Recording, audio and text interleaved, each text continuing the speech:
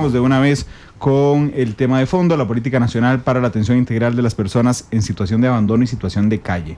Doña Ana Elena Chacón, la vicepresidenta de la República, está con nosotros. Yo siempre tiendo a arrojar con mi buena memoria y siempre saludo a los invitados como la cuarta vez, la quinta vez que viene, pero con doña Ana Elena perdí la memoria en esto, no me acuerdo, creo que son 6 o 7, porque hay tantos temas que hablar con la vicepresidenta de la República. Doña Ana Elena, bienvenida a Matices. Gracias, yo encantada de estar acá de nuevo. También he perdido la cuenta, pero la verdad que recuerdo muy claramente el día más emocionante aquí, que fue el debate de los vicepresidentes.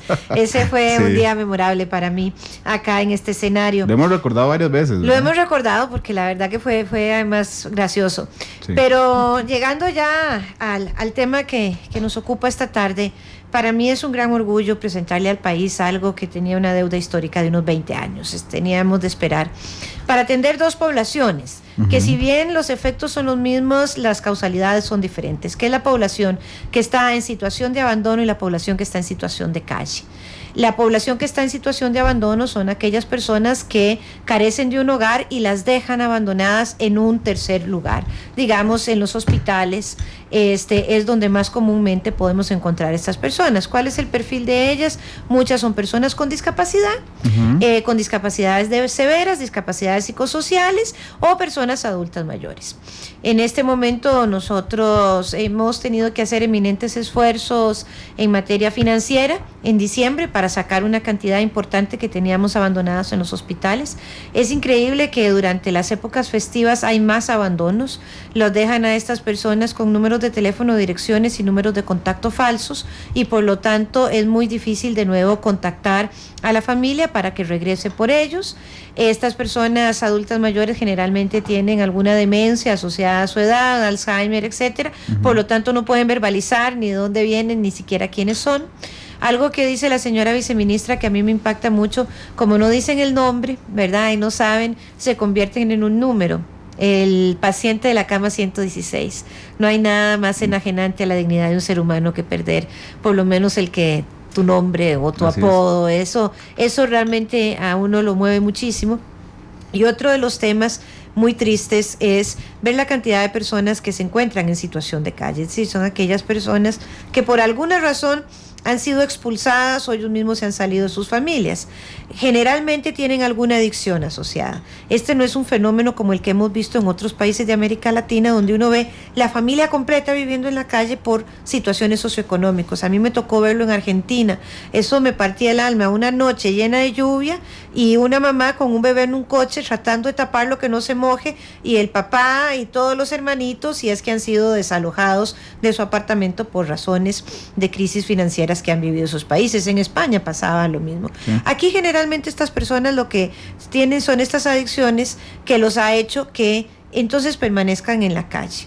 Y nosotros queremos buscar alternativas basados en una política pública que respete los derechos humanos como un eje transversal en todo lo que hagamos, y tratar de recuperar la dignidad que ha sido perdida cuando no tenés posibilidades ni siquiera de usar un baño, ni siquiera darte una ducha. Esto es algo que a mí me impacta muchísimo.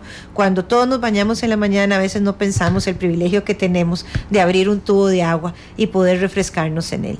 Por lo tanto, doña Ana Josefina ha liderado este proceso de la mano del Consejo Presidencial Social y de mi persona, y hemos conjuntado una cantidad de instituciones importantes para poder hacer una política, un plan de acción, un presupuesto, metas y evaluación, en un plan que presentamos al país para los próximos 10 años, que hemos firmado una directriz y un decreto ejecutivo, y tenemos como meta limpiar las aceras en el sentido de ofrecer una alternativa de dormitorio para el 2017 a las personas que viven en esta situación de calle, que son bastantes. Hay un número importante que me da, el otro día me lo acordé como si fuera una fecha, 1957, 1957 personas contabilizadas, pero en realidad esto se suma, esto es en San José, esto se puede sumar a más personas y llegamos a un número de 5,000 y abandonados en los hospitales y en diferentes centros de atención son 700 personas.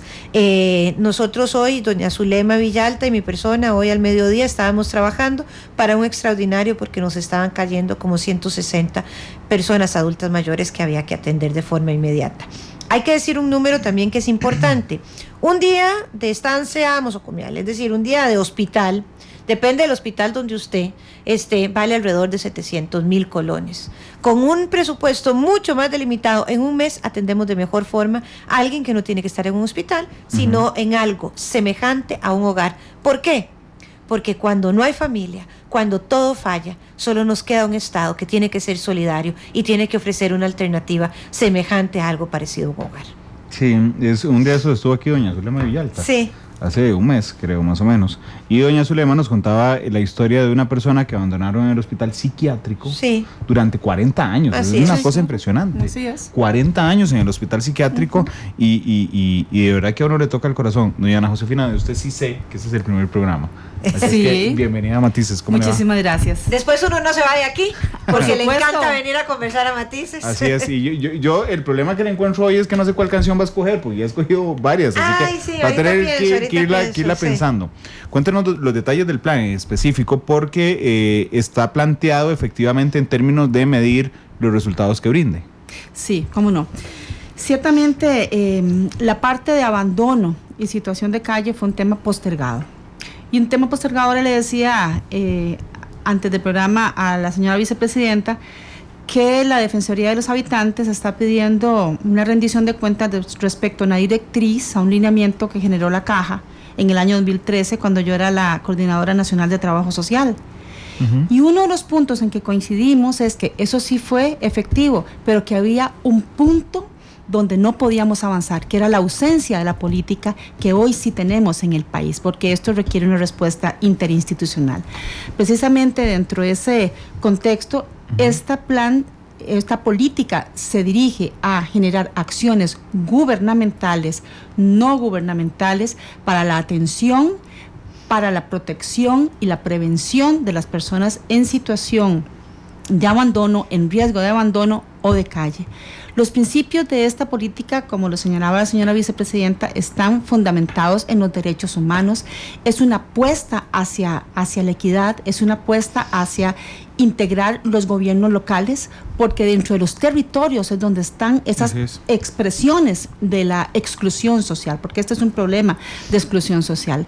Se trata de darles nombre, de darles rostro, de tener un registro de estas personas actualizados, también generar protocolos de articulación a nivel interinstitucional, también conjugar un proceso que culmine con una línea de respuesta rápida para estas personas. En este momento, de forma fragmentada, desarticulada, están siendo atendidas, pero no están llegando realmente al punto en que nosotros deseamos. Entonces vamos a tener un sistema de respuesta, vamos a tener articulación con los gobiernos locales, vamos a aperturar los centros de desarrollo humano e inclusión social, donde ya estamos coordinando con las municipalidades. ¿En qué consisten estos centros?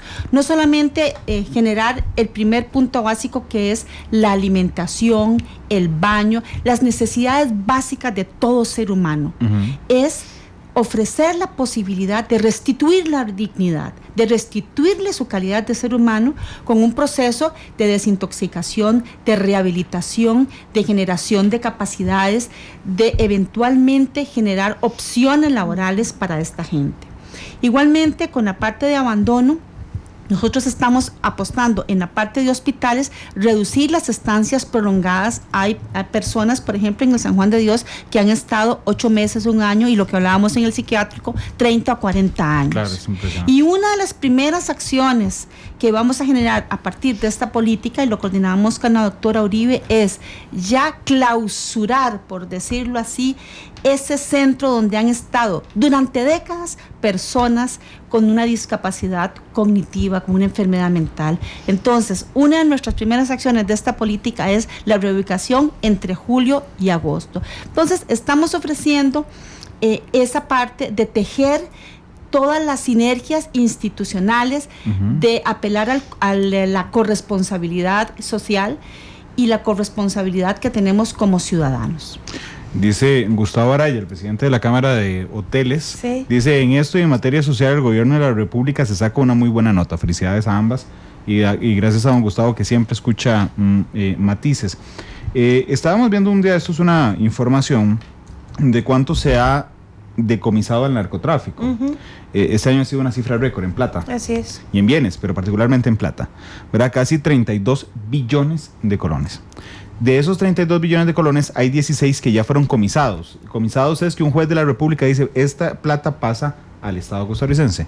Es decir, ya pasaron 16 billones de colones este año.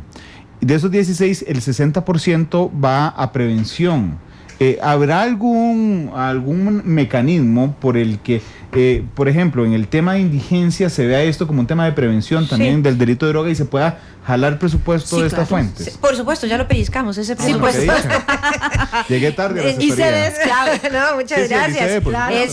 El ICD es parte de esta política. Lo hemos contemplado desde el día 1, no solo para hacer esta, sino que también que queremos presentarle al país una política nacional en materia de adicciones. También quisiéramos atender esto de una forma más contundente. De esa plata que se decomisa, el 40% va para el IAFA también, que el IAFA no es tanto la prevención, sino la atención y la desintoxicación. En esto el IAFA hace mucha compra de servicios a ONGs que son certificadas en esta materia porque no tiene, digamos, las instalaciones, más que 30 camas para atender a personas que llegan digamos, con adicciones complicadas. Y es que la caja tampoco puede estar atendiendo a estas personas en todo su proceso de rehabilitación, porque entonces ocuparíamos todas las camas de los hospitales para atenderlos. La caja lo que hace es atenderlos en la forma de emergencia, cuando llegan, digamos, con una sobredosis y demás, pero luego hay que transferirlos a otro lugar. No todo mundo se puede recuperar, porque esa es la experiencia de vida, pero lo que podemos hacer, lo peor que podemos hacer es no hacer nada. Y cuando nosotros lanzamos esta política, usted sabe que la gente siempre opina, ¿verdad?, en las redes sociales. Entonces, por ejemplo, había una gente muy brava diciendo que por qué hacíamos una protección para las personas en situación de calle y no estábamos haciendo nada para los perritos. O sea, también queremos hacer muchas cosas para los perritos, me lo van a decir a mí y a Ana Josefina, que las dos tenemos animales con estatus VIP, y Randall, usted conoce a la Frida que vive en mi casa, pero no necesariamente, obviamente podemos enfocar las cosas en un lugar. Otra cosa que nos dicen es no hagan nada porque ya con esta gente no se puede hacer nada. Esa no es una opción para nosotros. Como gobierno responsable tenemos que hacer las cosas, tenemos que hacerlas técnicamente, involucrando a muchas organizaciones. Y aquí yo quiero decir que las ONGs tienen un papel fundamental. Nosotros tenemos la capacidad de comprar servicios siempre y cuando estos servicios estén debidamente certificados, que son de calidad y son eficientes y efectivos para el tratamiento de estas personas. También en las personas adultas mayores abandonadas, estas personas están encamadas. No son adultos mayores activos, como digo, muchos de ellos tienen demencias asociadas a su edad, entonces por lo tal requieren un tratamiento casi de 1 en 1 para que no se nos ulceren. Si son diabéticos, hasta el saber cortarle una uña es algo que nos tenemos que preocupar para que no tengan luego que vivir una amputación. Y lo que no queremos más es que la gente muera en los hospitales o muera en la calle esperando una solución. Por eso hemos creado un registro único de entrada a los hospitales, donde tenemos ya, digamos, direccionados a dónde los podemos ir ubicando. Esto, obviamente, lo trataremos de hacer hasta donde nos den todos los recursos y estamos tratando de cumplir con los casos que tenemos al día de hoy. Pero también tenemos que prevenir el abandono. O sea, esta no es una política que ahora hay una política, bueno, si los que no quieran al abuelito pueden irlo a dejar ahí a la banca de la esquina del San Juan de Dios. No. O sea, vamos a ser fuertes con la ley, que existe penas para el abandono, y también vamos a otorgar recursos para familias que están en pobreza extrema, porque aquí uno no puede levantar el dedo y decir, es que lo dejaron ahí porque todos son muy malos. O sea, a veces hay mucha hambre y desesperanza y pocas posibilidades y herramientas no solo personales, sino del mismo sistema para atender a una persona, pero qué mejor que ser atendido en su casa. Yo siempre digo que al final todos nos queremos morir en la cama nuestra, con las fotos de los seres queridos alrededor y no en las frías paredes de un hospital.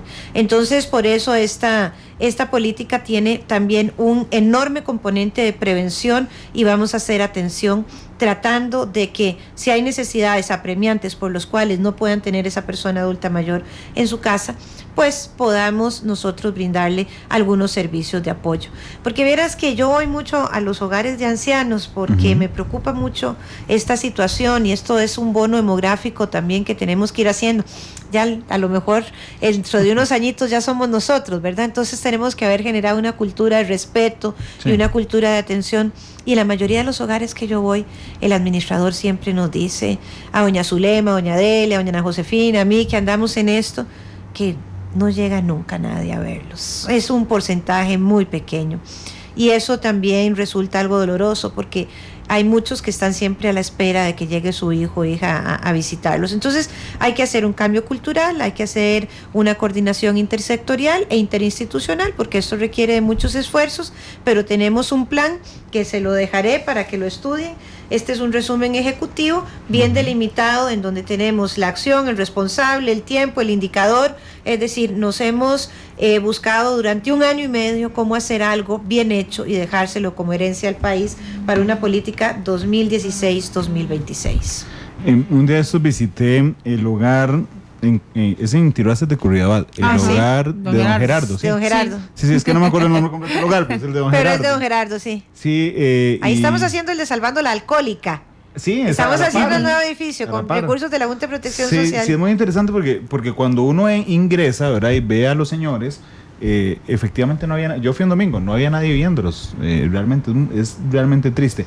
Y esto que contaba los animalitos, y disculpen a las personas que se molestarán, pero yo creo que a veces como sociedad hemos exagerado un poco en equiparar, digamos, a los animales, que son, a mí me encantan los perritos, me encantan los animales, pero digo, entre un animal y un chiquito o un viejito, yo no, el ser humano es el ser humano. Exactamente, el ser humano es el ser humano.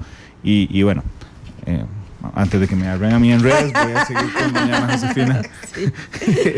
Le pregunta a la doctora Tatiana Blandón en Twitter si el Estado se podría valer también de los trabajos comunitarios universitarios, de los TCU, para, como se hace en Europa, para ayudar también a atender los hogares de cuidado y de rehabilitación. Por supuesto, este es un esfuerzo país, un esfuerzo donde de todos sumamos y todas sumamos, y es importante que lo que queremos no es crear, sino potencializar lo que ya está, lo que sirve, fortalecerlo, y lo demás lo podemos crear dentro del mismo contexto. Ahora, una cosa importante es que las universidades son importantísimas en su fase de acción social. Sí. Importante lo que nos pueden generar para evaluar también esto, esta política. Esta política tiene evaluación. Esta política va a ser evaluada por Mideplan. Y sin duda alguna, otra cosa que yo quería destacar es que esta política prevé el trabajo con los cuidadores y cuidadoras, porque si no sea un síndrome de desgaste emocional, claro, que está a su vez propiciando violencia. Estamos también generando una línea base, como lo señalaba la señora vicepresidenta, de las personas en riesgo o situación de abandono en hospitales, pero también sus comunidades, las municipalidades, queremos que contribuyan con el mapeo de su gente, de esa gente que está en riesgo, aquella persona abandonada, aquella persona que vive solo o sola y está en situación de vulnerabilidad. Pero yo querría destacar que no solamente estamos hablando de adultos y adultos mayores. Esta política alberga una población de 0 años en adelante, porque históricamente existía un hueco importante en materia de política social para los adultos. ¿Qué pasa cuando nosotros en un hospital teníamos un adulto? Ahí era lo que llamábamos, lo tenemos pegado, no tenemos dónde ubicarlo. ¿Qué otra cosa importante?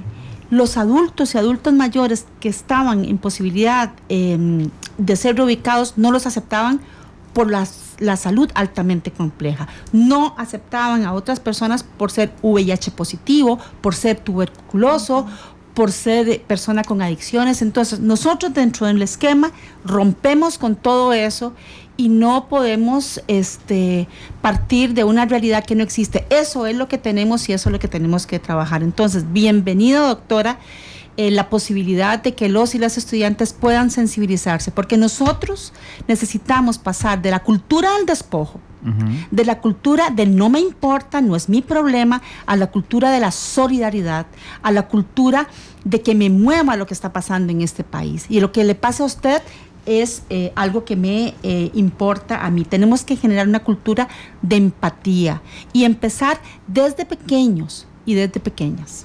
Sí, somos una sociedad tremendamente que desecha, sí, claro, lo que no nos sirve, incluyendo a las personas.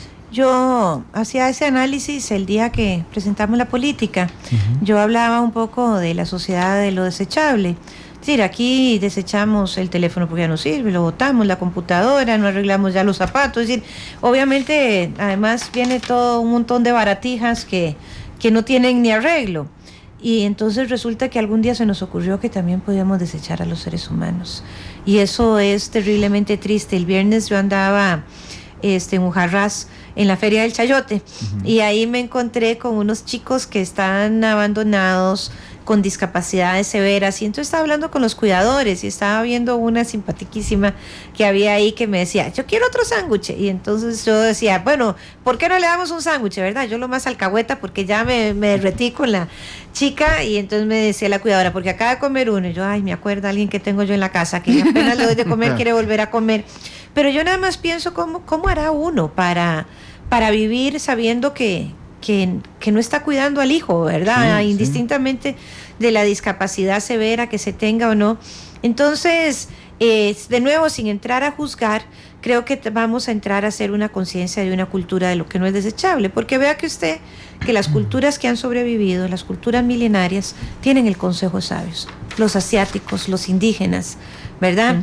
Sabe el viejo más que el joven, se respeta la opinión de la persona mayor, se pregunta y hay una buena orientación, y entonces hay un respeto que te va dando los años, porque yo tengo un dicho, es decir, si algo se cura con el tiempo es la juventud.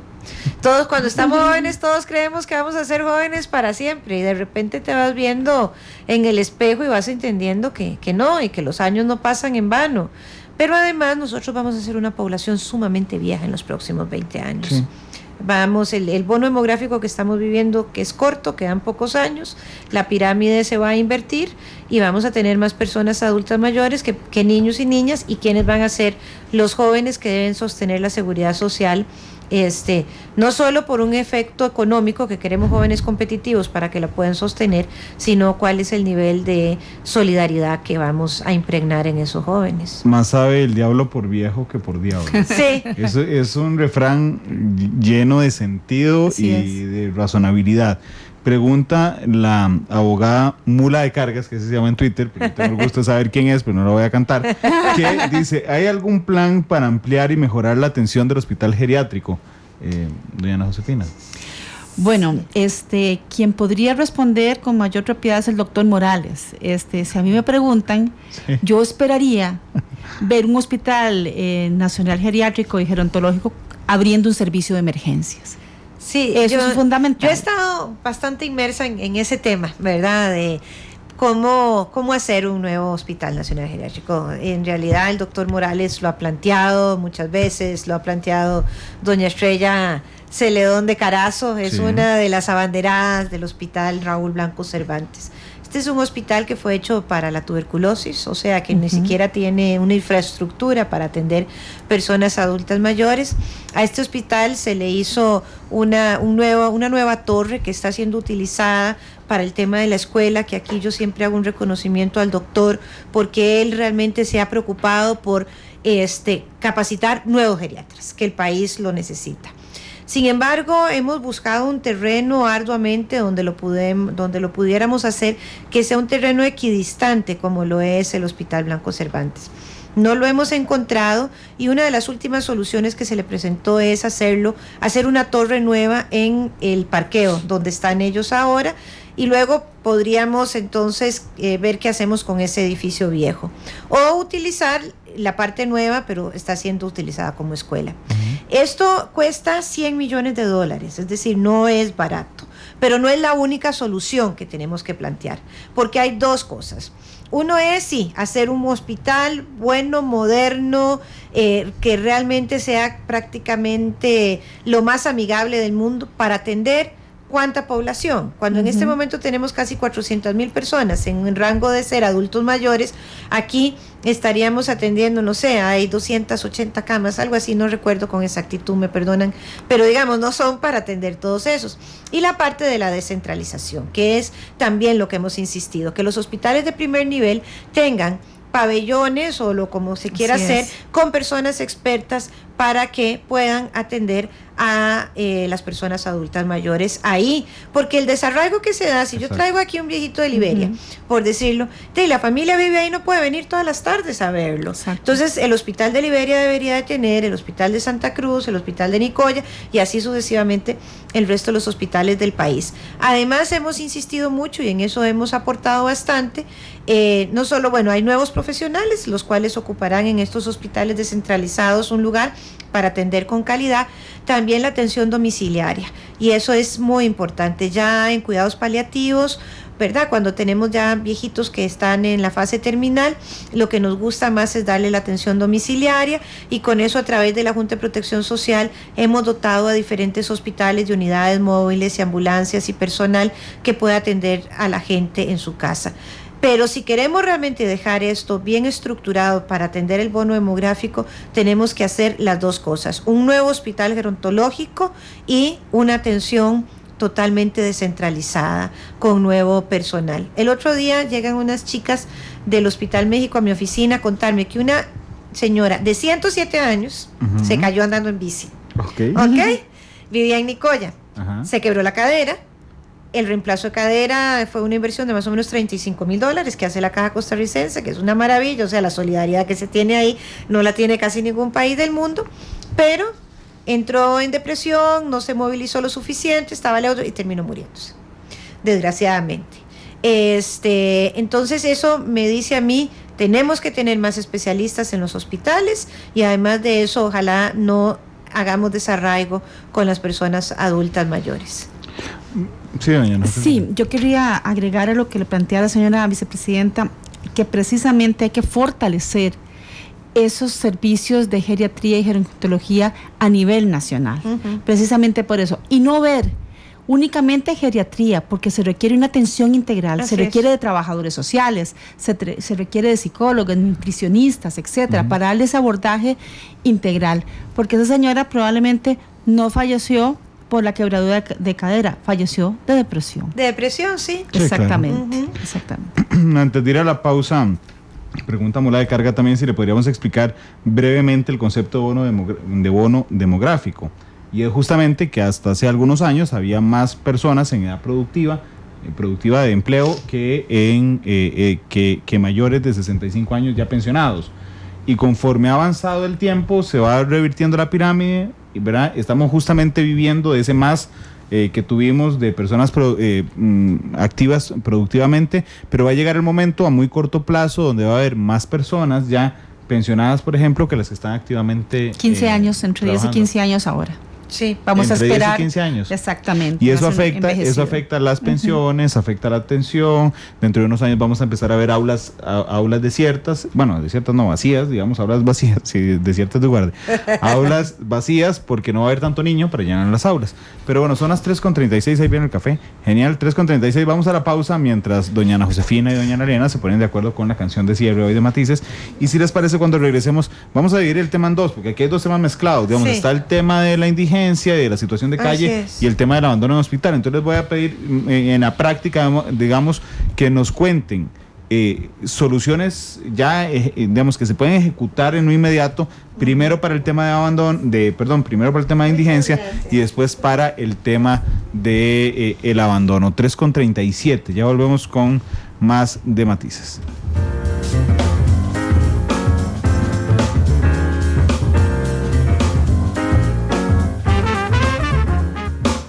Analizamos los tonos de la actualidad, exploramos sus contrastes, matices.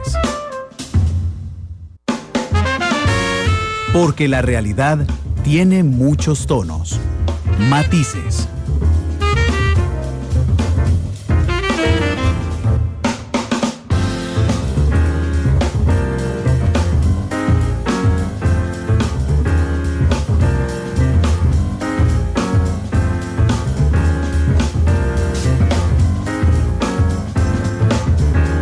Con 40, regresamos a Matices. Dice Jock 88 en Twitter: deberían tomarle foto a las personas que van a dejar viejitos a los hospitales de entrada, y así, si los dejan abandonados, los quemen en televisión. Está bien. Bueno.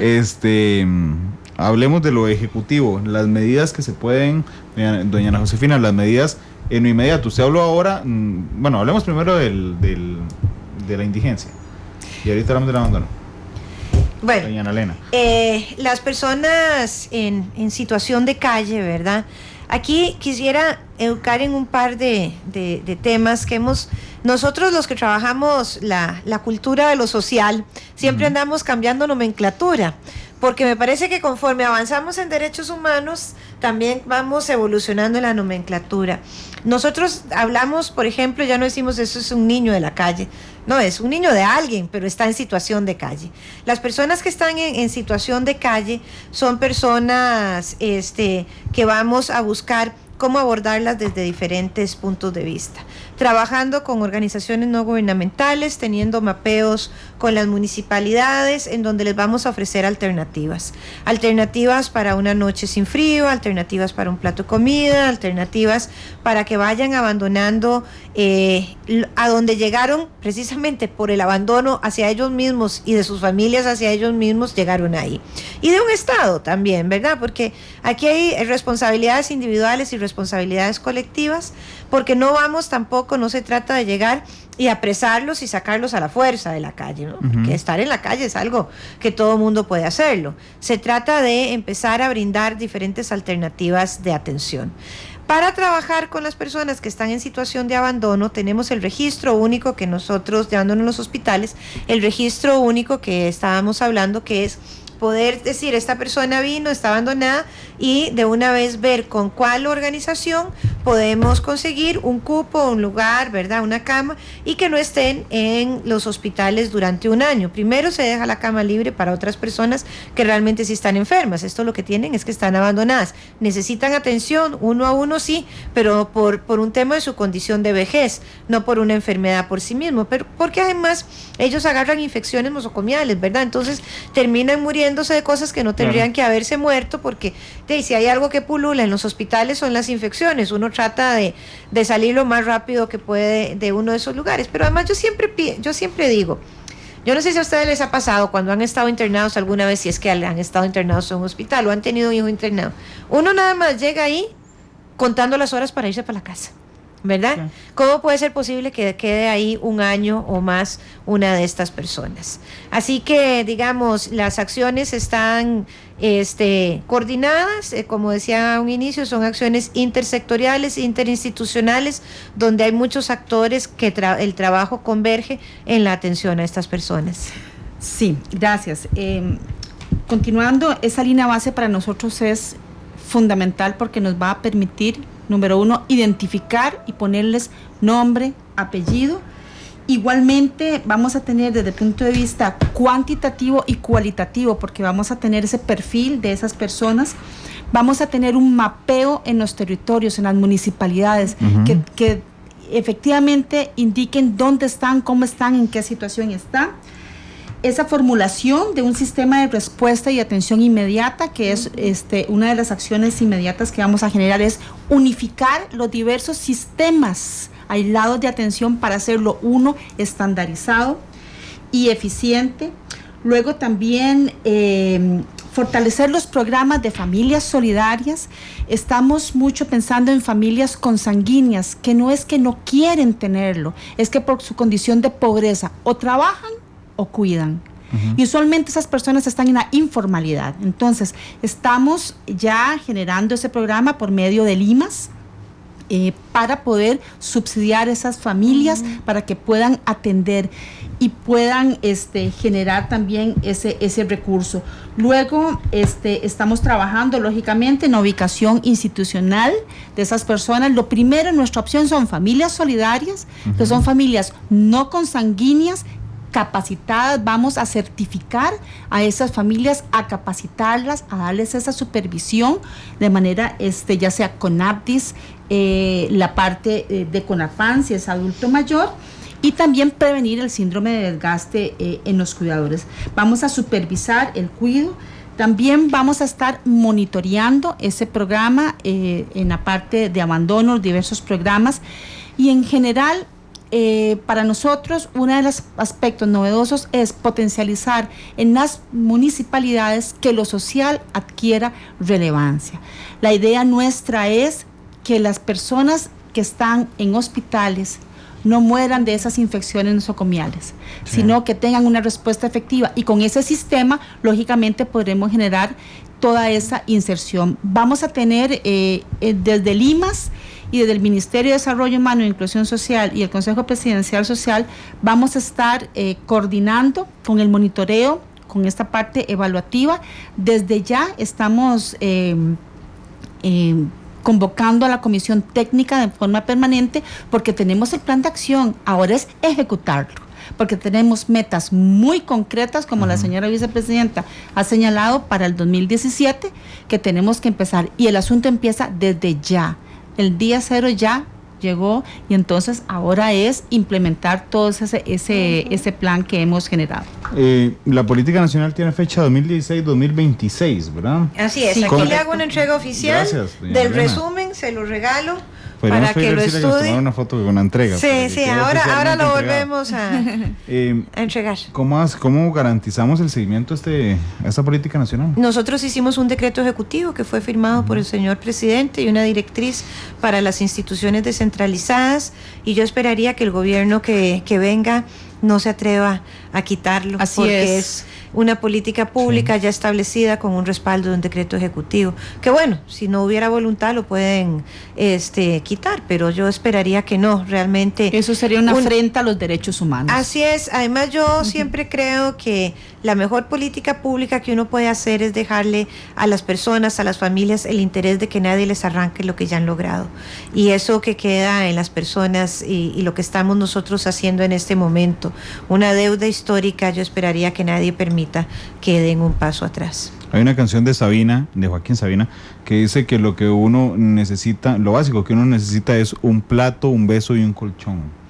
Bueno, Así sí. es. Lo que significa es comida, cariño y dónde Así dormir. es. Sí. Así ¿No? es. Sí. ¿Cuál ha sido, cuánto nos queda antes de que me digan en producción? 3 minutos, ok. Ya dijo, gracias Cecilia. ¿Cuál ha sido la reacción de las municipalidades? Muy positiva. Porque normalmente lo social está un poco rinconado en las municipalidades. Muy positiva, pero por lo menos nosotros somos de ir a tocar puertas. Así es. Si no vienen, vamos a irlos a buscar. Pero no es solamente obligar, es hacer conciencia, que realmente las municipalidades nos demos la mano para generar acciones transformadoras en las comunidades. Yo tengo total esperanza. Si usted me pone a resumir qué es la política para mí y para nuestro gobierno, esperanza, articulación, transformación y un sí se puede cuando se une lo técnico y lo político. Sí, se me parece mucho, y voy a hacer el paralelismo con Puente del Desarrollo. Sí, Me parece claro, mucho, digamos, la claro. concepción inicial de un Bueno, es que proyecto. fue concebida por las mismas. Sí, exactamente. No podemos ser tan originales Bueno, de estar haciendo.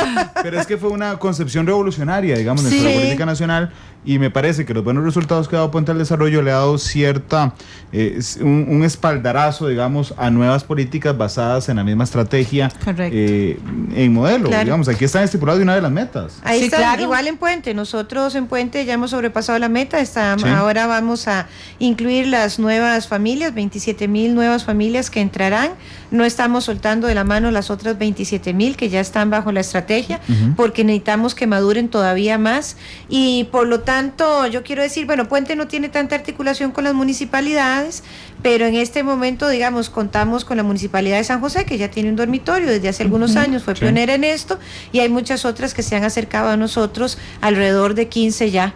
Así que vamos a seguir trabajando hasta que las 81 estén alineadas, a menos que exista una municipalidad donde no haya ni abandono ni tampoco situación de calle, cosa que lo Es muy dudo difícil. mucho. Tal vez la sonda Juno la encuentre en Júpiter. esa municipalidad. Dice Zurdo Salas, saludos, conozco a un vecino diabético con amputación de pies, vive solo y él prefiere estar internado porque tiene comida y baños. Sí. Y Mula de Carga dice, se percibe una bonita sinergia entre estas dos Anas. A mí me dejó por fuera, pero no importa. Qué linda. Muchas gracias, suerte. Mula de Carga. Así Sí. es. Y qué ganas de conocerla. Sí, sí, yo Bienvenida también- al clan. Sí, a mí todo, siempre es Fía Monumental, yo no la conozco, pero sé que es buena gente. 3,50. Gracias por haber estado aquí, doña A usted. Gracias, doña Elena, por haber estado aquí. No, encantada, como siempre, estar acá. Se me hace el tiempo corto. Sí. Siempre hay más cosas que informar, entonces ahí queda la posibilidad de volver a hacerte una visita, Bueno, Randall. claro, el Plan Nacional de Adicción. El ya Plan lo anuncié Nacional aquí. de Sin duda. Adicción, esa es una premisa. Sí, lo vamos a terminar de trabajar, estamos con justicia restaurativa, tenemos muchísimos programas por enfrente, pero también podríamos hacer un análisis y evaluación de Puente al Desarrollo, claro. Y podríamos hablar de hogares conectados y de una serie de cosas que son fundamentales para nosotros. Para mí el hecho, y hoy presentaba el Plan Nacional de las Telecomunicaciones en la estrategia CR Digital, es decir, el hecho de dejar el gobierno con el 100% de las escuelas conectadas, con haberle caído a la brecha digital, con 140,000 familias con su internet y su computadora, todas estas familias en pobreza extrema, pero además sus hijos están en el colegio y están con Avancemos, son una serie de acciones y bondades importantes para realmente no solo caerle a la brecha digital, sino quitar esas desigualdades que me han molestado tanto durante muchos años. Gracias por haber estado aquí hoy. ¿Con cuál canción nos despedimos? Nos despedimos con Solo le pido a Dios de Mercedes Sosa, que es la canción con la que hicimos un video hermoso con los rostros del abandono. La verdad que todos nos sentimos bien conmovidos viendo el video. Ahora le paso el link por si usted quiere ponerlo en su página. Sí, por supuesto. Y también Solo le pido a Dios. Esta política es una respuesta de que el dolor no nos sea indiferente. Sí, qué linda frase. El dolor no nos es indiferente. Así es. Bueno, Mercedes Sosa. Mañana, Matices Internacional, Turquía será el tema a las 3 de la tarde. 3:51. Mercedes Sosa. Vamos a cantar todos juntos. Gracias. Otra. Vamos. Ahora vamos a cantar todos. Todos juntos, por favor. Gracias. Muchas gracias.